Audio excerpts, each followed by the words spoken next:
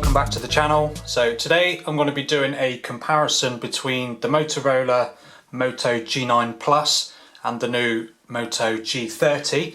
But to kick off this video, I'm just going to do a quick unboxing of the new G30. So a slightly different unboxing experience, whereas the box opens from the side as opposed to sliding off the top. And then on top you've got your phone, which is already in the plastic case, which is a typical Motorola thing to do.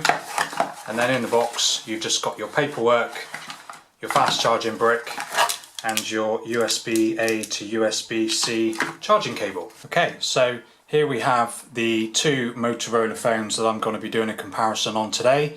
On the left you have the Motorola Moto G9 Plus and then the newer Motorola Moto G30, which is another phone in Motorola's budget segment.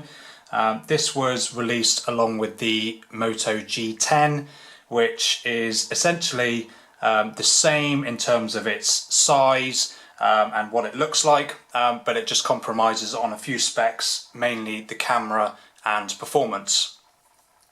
So as you can see, both of these are very large phones. The Motorola Moto G9 Plus has a big 6.8-inch Full HD Plus display with a resolution of 1080 by 2400 with 386 pixels per inch. The Moto G30 has been downgraded to a standard HD screen, which has a resolution of 1600 by 720, and that's a pixel density of 269. So you're getting a lesser screen on the G30 than you are on the G9 Plus. But to be fair, it should still be pretty decent for most people. A couple of similarities: they both have a 5000 milliamp battery, so that should give you really good battery life. And then they both support fast charging as well, so although they've got large batteries, they should charge up pretty quick.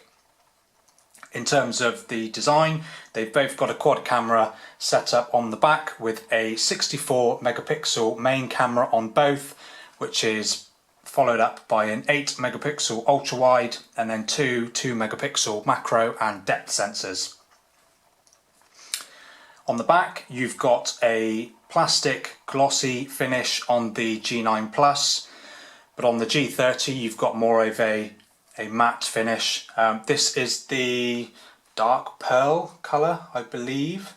Yes, dark pearl colour of the G30. It's also available in phantom black and pastel sky.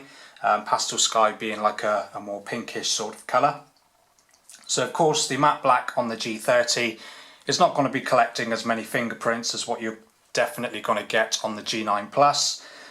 So that's something to consider there.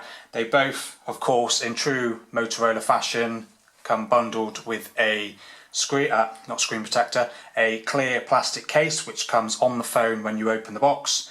But neither phone come with a pre-applied screen protector, though, so that is something else to bear in mind. As you can see, in terms of biometrics, you can see that the G30 has a fingerprint scanner built into the back of the phone. And then on the G9 Plus it's actually built into the power button on the side.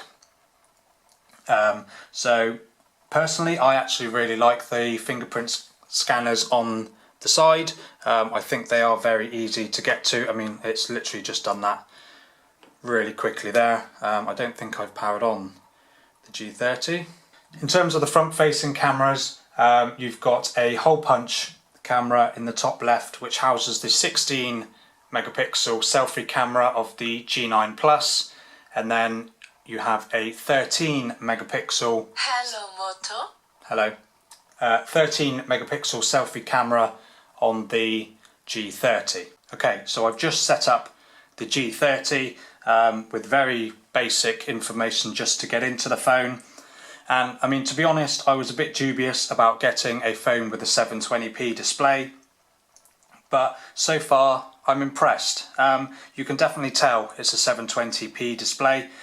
You can tell that the quality of the text and everything is not as good as the Full HD on the G9 Plus, but it's definitely usable. The screen is plenty bright enough.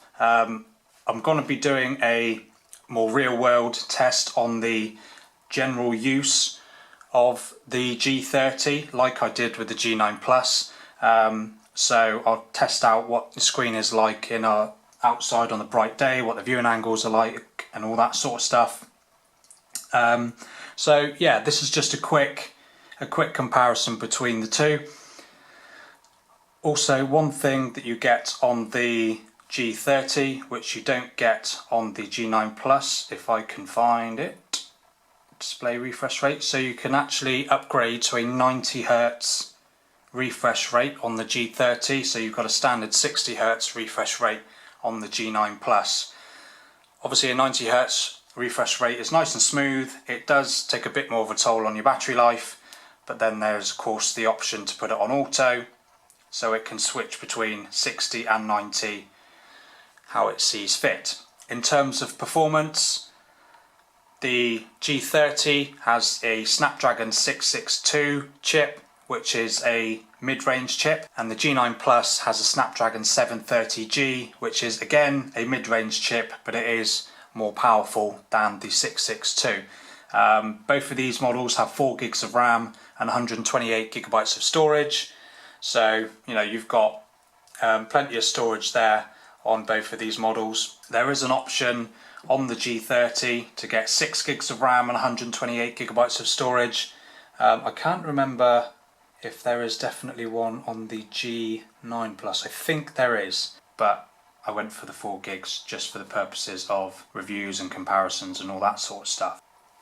So there is my quick comparison between the two. I'm not going to waffle on forever, but if you're interested in seeing my G30 real world test on it, so I'll be testing out the camera, taking pictures, the video, I'll be checking on the battery life and just the general performance of the phone, then subscribe for that. And if you did like this video, give it a thumbs up, and I'll see you in the next one.